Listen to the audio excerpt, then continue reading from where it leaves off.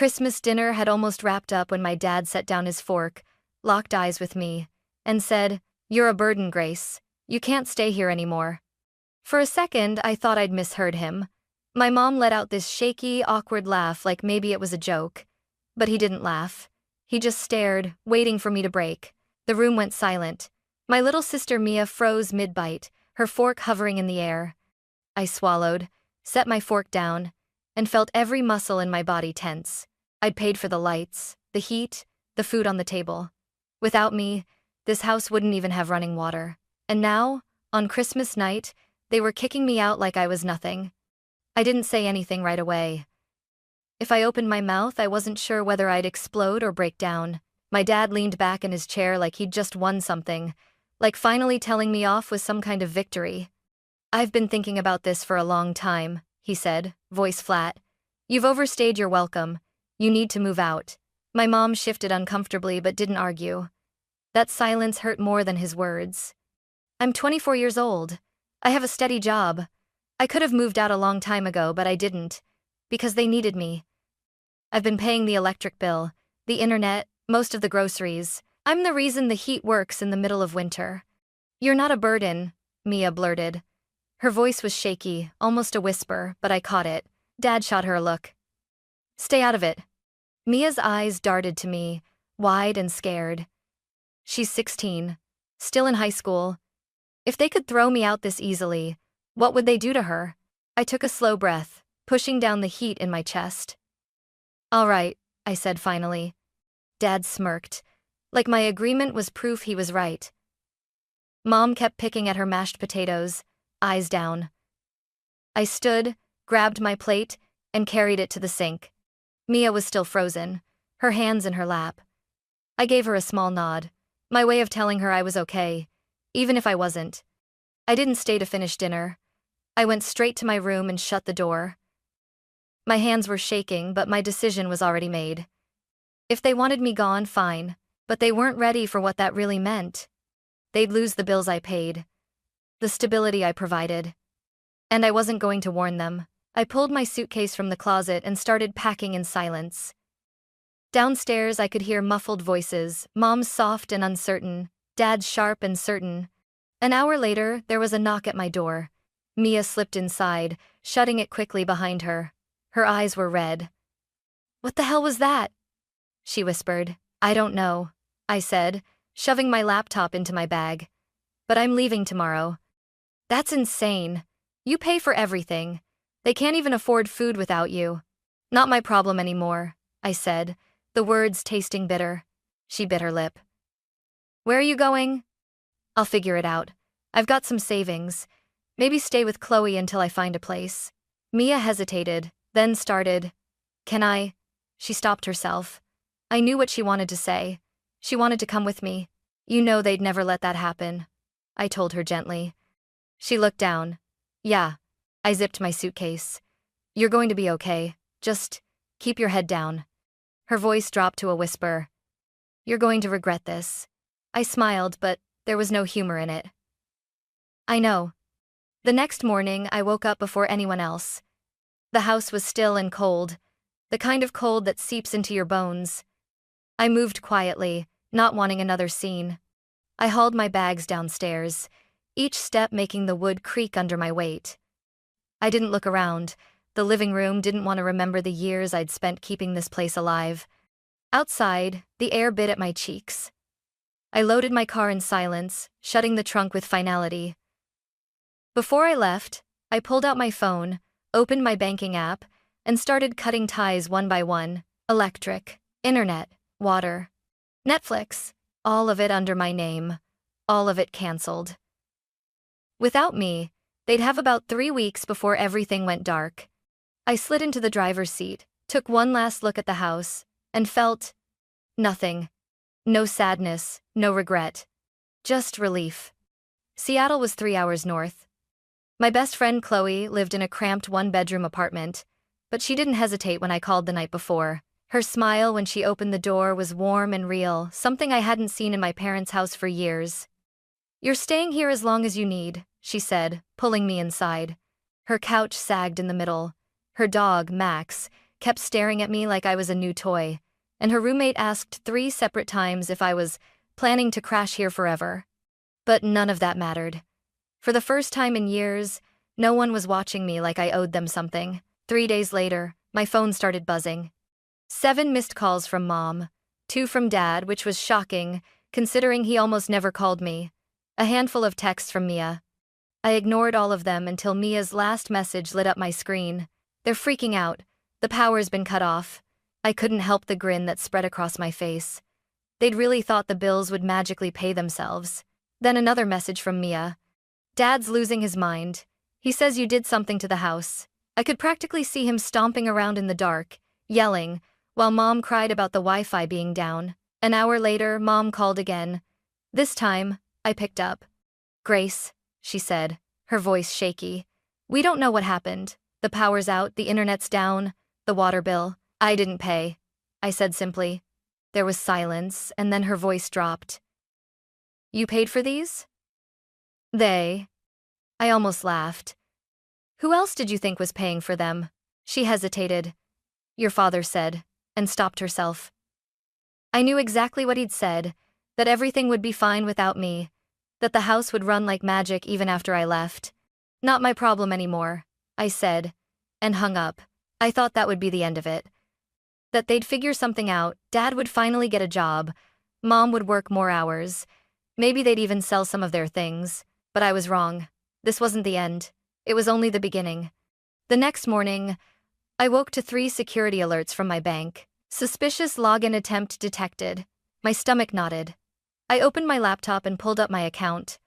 Nothing had been taken yet, but there it was. A string of failed password resets, each 1 minute apart. I didn't need a detective to figure out who it was. I grabbed my phone and called Mia. She answered instantly, whispering like she didn't want to be overheard. I was just about to call you, she said. Dad's been on the computer all morning, slamming the keys like he's trying to break them. He keeps yelling about money. I closed my eyes. Is he looking for my old passwords? She hesitated. Yeah, you remember how Mom used to keep that little notebook by the desk? He's going through it. Of course. That battered spiral-bound thing had every password I'd ever made as a teenager, back when I didn't know better than to reuse them. I forced a laugh, but there was no humor in it. Tell him he's wasting his time, Grace. Mia's voice dropped even lower. He's saying you ruined us, that you did this on purpose. And... She trailed off. And what? I think he's gonna do something stupid. Her words made my skin prickle. What does that mean? He's pacing, slamming doors. Mom's crying, trying to calm him down, but he's not listening. He keeps saying, she's not gonna get away with this. I sat there, phone pressed to my ear, pulse thudding in my temples. I had expected guilt trips. I had even expected begging. But revenge? That was a whole new level. Lock your door, I told her.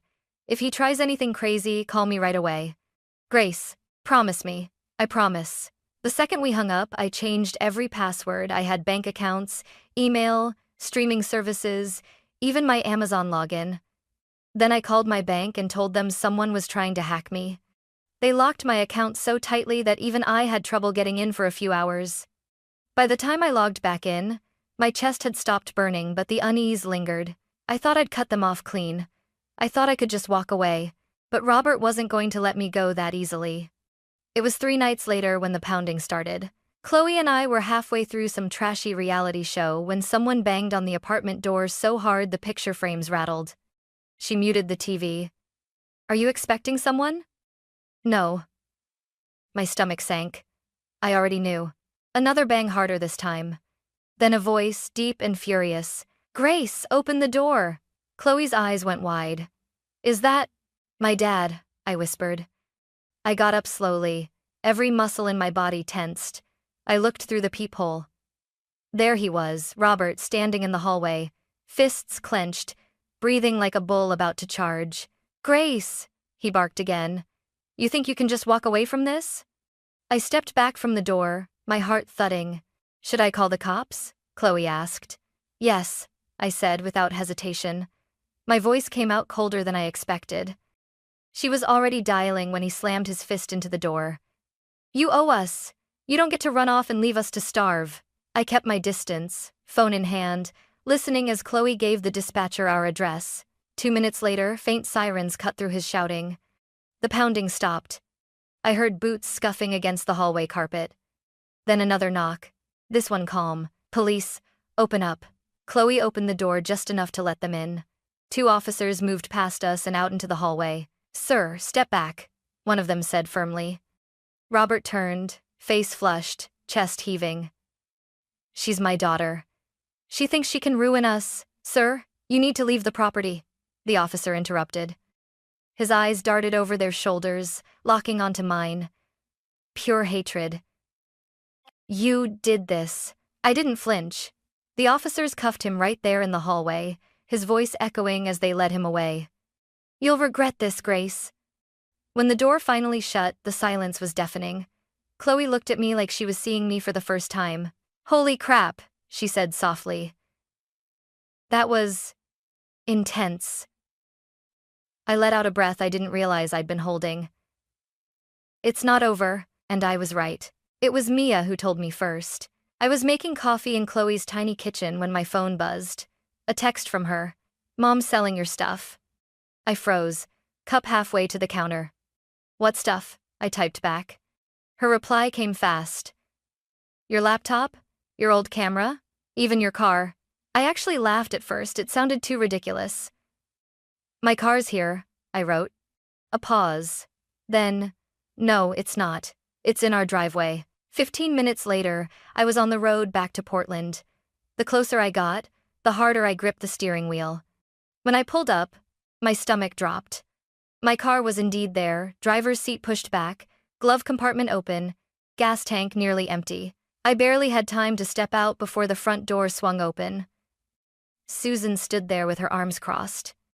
You called the cops on your father, she said, voice sharp. You stole my car, I shot back. She scoffed. It was just sitting there. You weren't using it. It's my car, Mom. How did you even get it? Her eyes flickered for just a second, enough for me to know she'd used the spare key I'd forgotten she had. Give me the key, I said, my voice low. She didn't move. If you don't, I'll call the police. Again. Her jaw tightened. Then, without a word, she stormed inside. A minute later, she returned, tossed the key at my chest. It fell into the grass. There. Happy?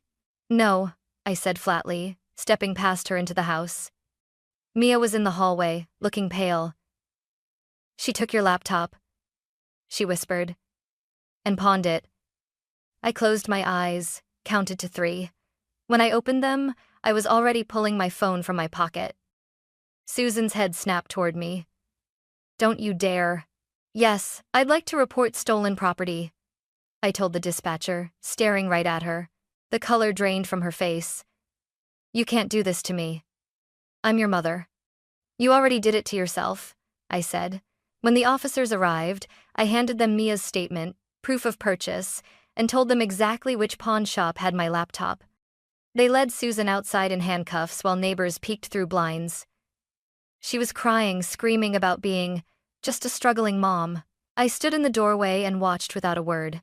Mia came to stand beside me. This is really happening, isn't it? Yeah, I said quietly. It is. The next morning, my phone buzzed before I was even out of bed. An unfamiliar number. A single message. You're going to regret this. I stared at it for a full 10 seconds before it clicked. Robert. Someone had bailed him out, probably one of his old drinking buddies or some distant relative who hadn't heard the full story. I called Mia immediately. He's out, she said, her voice tight. Mom's losing it. She's crying 1 second and screaming the next. And Dad. She trailed off. What about him? He said he's coming for you. I didn't waste time. Stay inside, lock your door, call me if anything happens. Then I drove straight to the house. The cops from the day before were still outside, finishing up paperwork on Susan's arrest. Can I go in and get the rest of my things? I asked. One of them nodded. As long as your sister's okay with it. Mia was already moving toward the stairs. Let's make it quick. We worked fast clothes, old books, even random stuff I'd left behind thinking I'd come back for it someday. Not anymore. I was hauling the last box to my car when I saw headlights. A dark sedan turned onto the street and rolled toward us. My chest tightened. Robert pulled into the driveway, slammed the door, and started toward me with that same bull-like fury I'd seen at Chloe's apartment. I put the box down and stood my ground. "You come near me," I said, my voice carrying over the cold air, "and I'll file a restraining order." His hands curled into fists. "You think you're better than us?" I smiled, not because it was funny, but because it rattled him. "I know I am." For a moment, I thought he might swing at me right there in front of the cops. But one of the officers stepped forward. "Sir, you need to leave the premises." Robert glared at me one last time, then stomped back to his car. He peeled out of the driveway, tires squealing. I loaded the last box into my trunk and slammed it shut. Mia was standing on the porch, arms wrapped around herself. "I don't want to stay here," she said quietly. "I know," I told her. "2 more years. You can do it." Her eyes were glassy, but she nodded. "Call me when you get home." I got in my car, the engine rumbling beneath me. Susan was still crying in the driveway, shouting my name as if that would change anything. I didn't look back. As I pulled away, I knew this wasn't just the end of a fight. This was the end of us. I didn't stop driving until the city lights of Portland were nothing but a fading glow in my rearview mirror. When I finally pulled into Chloe's apartment lot, the exhaustion hit me all at once. My hands were trembling on the steering wheel. I went upstairs, dropped the last box of my things in her living room, and stood there for a moment, staring at it. Everything I owned, reduced to a few battered cardboard boxes, and yet I felt lighter than I had in years. That night I made it official. I blocked both of my parents' numbers. I deleted them from every social media account. I changed my bank passwords again, updated my mailing address, and set up a P.O. box so nothing could find its way back to them. The next morning, I found a small studio apartment for rent just a few miles away from Chloe's place. It wasn't much, just one room, a tiny kitchen, and a view of the alley, but it was mine. No shouting through thin walls, no slammed doors, no one standing over me, demanding I fix their mess. Mia called me from her friend's phone later that night. "They're acting like nothing happened," she said, her voice tinged with disbelief. "Dad's pretending he never got arrested. Mom's telling people you just left on bad terms." "Let them," I said. "If it makes them feel better, let them lie." She was quiet for a moment. "2 more years," she whispered. "You can do it," I told her. "And when you turn 18, I'll be there." When we hung up, I sat in my new apartment, surrounded by half-unpacked boxes, the hum of the refrigerator filling the silence. It wasn't home yet, but it was safe. And for now, that was enough. 2 years can change everything. Mia turned 18 last spring. The day after her birthday, she stuffed her clothes into 2 duffel bags, grabbed the little savings she'd hidden away, and walked out. She moved in with a friend from school, then headed off to college that fall. I helped her furnish her dorm, bought her a secondhand laptop, and hugged her so tight she laughed. "You're free now," I told her. Robert and Susan didn't fare as well. They lost the house within a year of me leaving. The bank took it after they fell behind on payments they couldn't keep up without my help. From what Mia told me, they bounced between cheap rentals, burning through what little goodwill they had left with family and old friends. Eventually, they landed in a rundown apartment in a part of town you wouldn't walk through at night. They tried to reach me over the years. A Facebook message from an account with no profile picture. An envelope with no return address. A text from an unknown number. "Can we talk?" I never responded. Because I still remembered that Christmas night. The way my father's voice didn't waver when he told me I was a burden. The way my mother looked down at her plate instead of speaking up for me. They made their choice. And I made mine.